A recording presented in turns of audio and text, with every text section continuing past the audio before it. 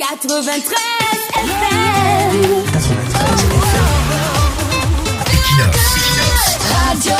Bonjour. Un jour comme ça, les gens du 6 novembre qui gèrent le pays comme leur patrimoine familial se lèvent et annoncent aux Camerounais la transformation de nos péages de l'époque moyenâgeuse en péages ultra-modernes, des péages automatiques. Pour ne pas chrono-bluffer, ils décident de commencer par 14 péages sur les 45 que compte le Cameroun. Il est question non seulement de réduire la fraude actuelle sur les redevances des péages, mais aussi de permettre à l'État de se faire un peu de beurre. Selon les prévisions qu'ils communiqueront au peuple en 2021, l'État gagnera 5,482 milliards sur les 7 milliards de recettes que ces péages généreront cette année-là. Un argent qui va augmenter chaque année jusqu'à atteindre 48,995 milliards en 2039, année de la fin du contrat avec le constructeur. Ils vont passer le marché à la société Tolcam,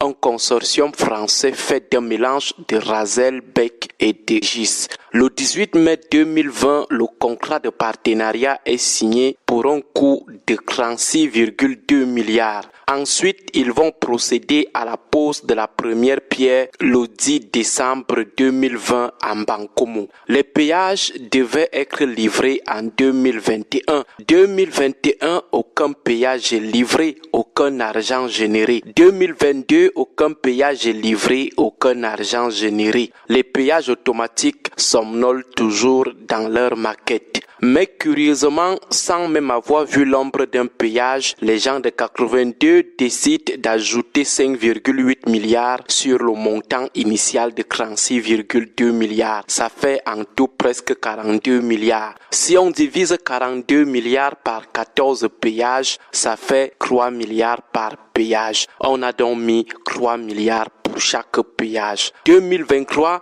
on a commencé à observer le démarrage des travaux. Nous avons décidé de fermer notre bouche qui parle de tout et de rien. Question de voir ce que les gens là allaient nous sortir comme péage automatique. Ces jours, nous avons réalisé que finalement, les fameux péages sont sortis de terre. Chacun de nous peut donc déjà faire sa propre évaluation. D'abord, le rapport entre ce qu'on voit là et les montants débloqués. Ce qu'on voit là ressemble-t-il à quelque chose qui a pris 3 milliards? 3 milliards, c'est 1000 millions 3 fois.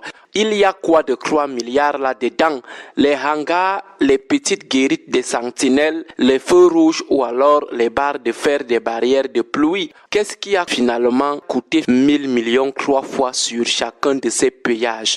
Il est important que la CONAC, l'Agence nationale d'investigation financière, la Chambre des comptes et le tribunal criminel spécial offre des esquisses de réponse à nos questions. Ensuite, on parle de péage automatique.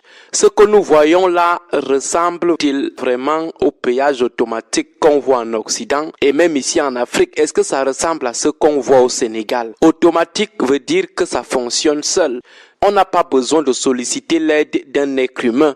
Une autre curiosité, quand on va finir de construire l'autoroute Yaoundé-Douala, ce qui va complètement réduire le trafic de cet axe qui tombera en désuète.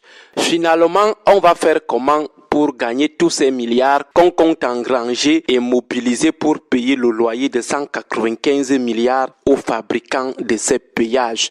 Va-t-on le moment venu, quand l'autoroute sera prête, démonter ces péages et aller les mettre là-bas? Si l'autoroute sera livrée d'ici là, pourquoi n'avoir pas attendu cette route pour installer une fois ces péages là-bas au lieu de faire des dépenses inutiles?